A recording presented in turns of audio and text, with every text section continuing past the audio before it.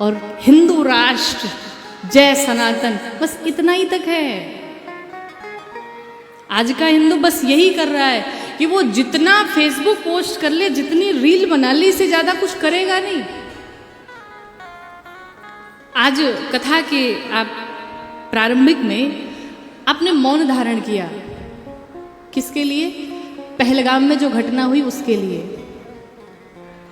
पर आपने विचार किया, सोचा एक भी बार कि पहलगाम में, जम्मू कश्मीर में ये जितनी हत्याएं हुई हैं उसमें सिर्फ हिंदू मारे गए हैं। लगभग 30 के आंकड़े अभी तक पता चले कि 30 हिंदू मारे गए वहां पे। वो लोग कहाँ गए जो कहते थे कि आतंकियों का कोई मजहब नहीं होता है, आतंकियों का कोई धर्म नहीं होता है। पर कल की घटना से तो ये प्रमाणित हो गया कि आतंकियों का सिर्फ एक ही धर्म होता है, वो धर्म है इस्लाम। उनका वही मजहब होता है। मारने वाले सिर्फ और सिर्फ वही विधर्मी होते हैं और मरने वाले सिर्फ और सिर्फ हिंदू होता है। आज हर जगह से पलायन कर रहे हैं हिंदू। कभी इराक से भगाए गए, कभी ईरान से भगाए गए, कभी अफगानिस्तान से भगाए गए, अफगानिस्तान से भगे, बांग्लादेश से भगे, कश्मीर से भगे, केरल से भगे, आज बंगाल की स्थिति आप देख रहे हैं। हर जगह से तो तुम पलायन कर रहे हो, हर जगह से तुम्हें भगाया जा रहा है।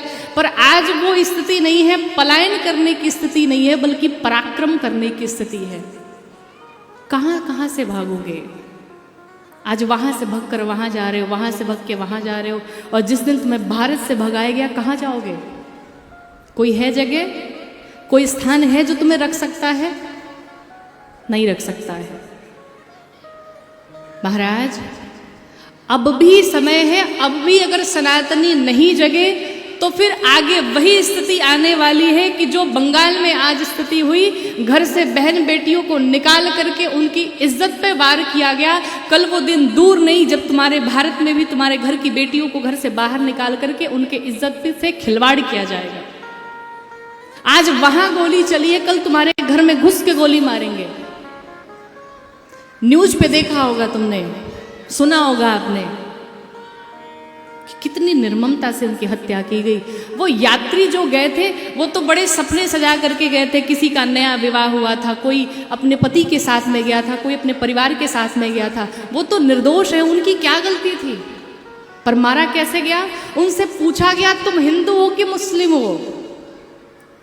जाति नहीं पूछा गया, भाषा नहीं पूछी गई, प्रांत नहीं पूछा गया, राज्य नहीं पूछा गया। क्या पूछा गया? तुम्हारा धर्म क्या है? और जैसे उनको पता चला कि ये हिंदू है, गोलियों की बौछार कर दी। और इतना ही नहीं, पैंट उतरवा करके उन्हें देखा गया कि इनका खतना हुआ है कि नहीं है, कहीं झूठ तो नहीं बोल रहे हैं। आप एक बार विचार करो कि ये इतने फुल कॉन्फिडेंस से ये सारा कार्य कल कर रहे थे, इसके पीछे किसका हाथ हो सकता है? क्या बिना स्थानीय लोगों के मिले बिना इतनी घटना हो सकती है? नहीं हो सकती है। किसी पत्नी ने कहा कि मेरे पति को तो मार डाला, मुझे भी मार डालो, तो आतंकवादी कहते हैं कि तुम्हें नहीं मारेंगे, जाके मोदी को बताने के लिए। बता के आना। बहुत जल्द तुम्हारा भारत भी बंगाल जैसा बनने वाला है, बांग्लादेश जैसा बनने वाला है, कश्मीर जैसी तुम्हारी भी हालत होने वाली है अगर आज भी तुम एकजुट नहीं हुए तो। हम आज बटे हुए हैं जातियों में, हम ब्राह्मण हैं, हम क्षत्रिय, हम वैश्य, हम शूद्र हैं। अरे जाति तब देखोगे जब तुम्हारा धर्म बचेगा, जब तुम्हारा राष्ट्र बचेगा। वहां पर जाति नहीं पूछी गई, वहां पर तुम्हारी भाषा नहीं पूछी गई, वहां सिर्फ धर्म पूछा गया। और ये धर्म जान करके सिर्फ हिंदुओं को टारगेट किया गया, सिर्फ हिंदुओं को मारा गया। इतनी निर्मम हत्या, जिनका भाई चला गया, जिनका बेटा चला गया, जिनका पति चला गया, उनके ऊपर आज क्या बीत रही होगी। और फिर भी आज हम जातियों में बटे हुए हैं, जाति को लेकर के झगड़े कर रहे हैं, जगह जगह दंगे कर रहे हैं। महाराज, उनके लिए ये सोचने योग्य बातें हैं। महाराज, ऐसी स्थिति, अभी वक्फ बिल जब पास हुआ, हमने गिरिडीह में कुछ अपनी बातें रखी। शाम के समय पहले दिन हमने कथा करी और दूसरे दिन 50 मुस्लिम आकर के कथा प्रांगण में खड़े हो गए। और हमारे इन कलाकारों से न जाने क्या क्या बातें करने लगे कि कैसे बोल दिया उन्होंने। पर दुख की बात तो तब हुई मुझे, दुख तो तब हुआ मुझे कि वो तो मुस्लिम थे, पूछने चले आए, पर वहां पर उन मुस्लिमों में हिंदू भी शामिल थे कि नहीं, हिंदू और मुस्लिम दंगा ना कराइए कथा में। कष्ट तो तब होता है कि जब अपने घर के ही लोग गद्दार निकले। हम बाहर वालों से तब लड़ेंगे ना जब घर वाले ठीक रहेंगे। जब घर वाले नहीं साथ देंगे तो बाहर वालों से हम कहां लड़ पाएंगे। वक्फ बिल पास हुआ महाराज, उसमें एक मुस्लिम नहीं आया कि एक सनातन बोर्ड गठित होना चाहिए, सनातन बोर्ड बनना चाहिए, पर ऐसे अनेक हिंदू थे जो वक्फ बिल बचा रहे, इसके समर्थन में थे। यही हिंदू जाकर के मजार पे चादर चढ़ा करके आता है, तुम्हारे सनातन धर्म में भगवान की कमी हो गई है जो तुम जा करके चादर चढ़ा करके आते हो। तुम्हारे हिंदू धर्म में देवताओं की कमी है जो दूसरे के धर्म में जाने की आवश्यकता पड़ जाए। महाराज वोट के लिए न जाने लोग क्या क्या करते हैं। वोट के लिए महाराज टोपी पहन के गमछा लगाए जा करके उन सभी के साथ में बैठ करके भोजन करेंगे। पर कितने ऐसे विधर्मी आए कि हमारे नवरात्र में आकर के हमारे मंदिर में जाकर के उन्होंने पूजा करी। कितने ऐसे विधर्मियों को तुमने देखा कि जिसने माथे पर तिलक धारण किया हो, हाथ में कलावा बांधा हो और गले में कंठी पहनी हो। किसी ने किया क्या? नहीं किया, नहीं कर सकते। क्यों? वो कट्टर हैं अपने धर्म को लेकर के, और तुम वोट के लिए न जाने कहां कहां तक गिरोगे। 4 टुकड़े उन जो आतंकवादी, उनका करने का कोई मतलब नहीं है, उससे कुछ भी नहीं होने वाला है। फाइनल इलाज होना चाहिए कि पाकिस्तान के ही 4 टुकड़े हो जाने चाहिए। कब तक चलेगा ये? कब तक झेलेंगे हम? कब तक बर्दाश्त करेंगे हम? हम जब तक एकजुट नहीं होंगे तब तक ये चीज़ें आए दिन होती रहेंगी। आप कहेंगे महाराज आपको बोलने की क्या आवश्यकता है? आवश्यकता है, क्योंकि बड़ी जिम्मेदारी से लोगों ने इस व्यासपीठ पे बिठाया है, और इस व्यासपीठ की एक जिम्मेदारी है। और इसके लिए चाहे कोई कुछ भी कहे, आज तो हम कथा कर लेंगे आपके सामने बैठ करके, बढ़िया दक्षिणा मिल जाए हम ले करके अपने घर चले जाएंगे, पर आज के 10 साल बाद हम किसको कथा सुनाएंगे? कौन बैठ करके मेरी कथा सुनने जाएगा? विचार किया? नहीं किया। वो विधर्मी हमारे बहन बेटियों को बहला फुसला करके जा करके विवाह करते हैं, और उनके साथ कितनी क्रूरता से, कितनी निर्ममता से उनकी हत्या कर देते हैं।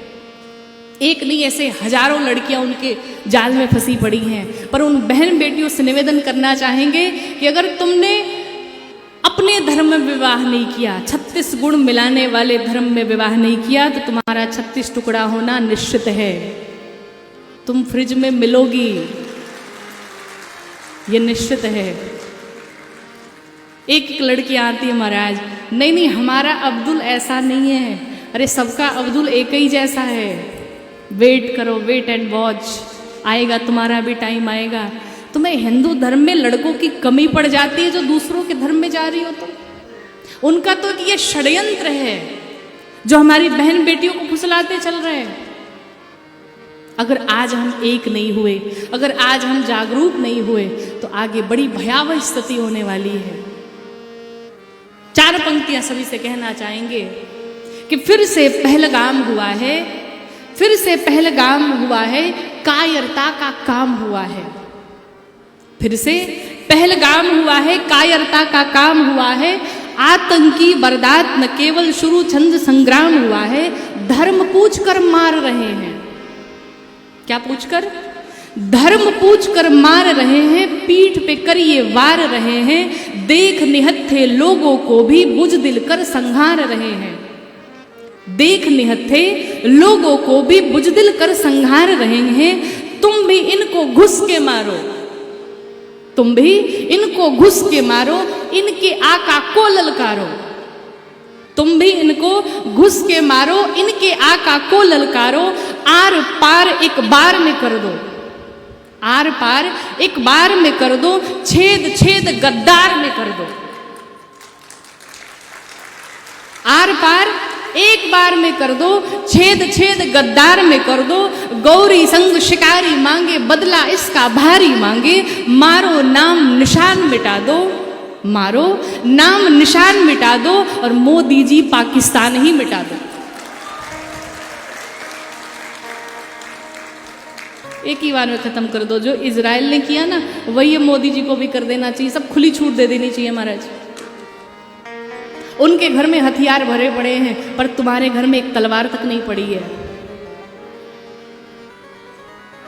माला के साथ साथ भाला भी लेके चलना सीखो, वरना आज बहन बेटियां बचने वाली नहीं है। शास्त्र के साथ साथ शस्त्र भी लेकर के चलो, तभी बच पाओगे, तभी तुम्हारा सनातन बच पाएगा। इसलिए अगर अपने सनातन को बचाना चाहते हो, हिंदू राष्ट्र बनाना चाहते हो, तो हर घर में हर बेटियों को आईफोन बाद में खिला करके देना।